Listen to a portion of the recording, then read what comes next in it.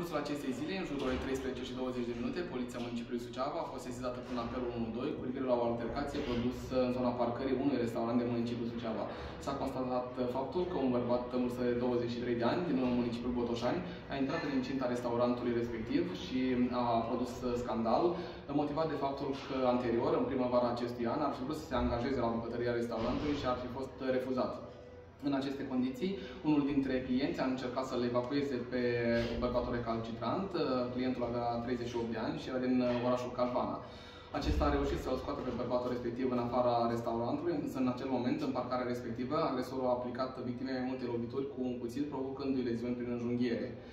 Victima a fost transportată la spital, fiind la acest moment în afara oricărui pericol, însă concluziile medicale preliminare arată faptul că viața ei a fost în pericol de loviturile aplicate de agresor.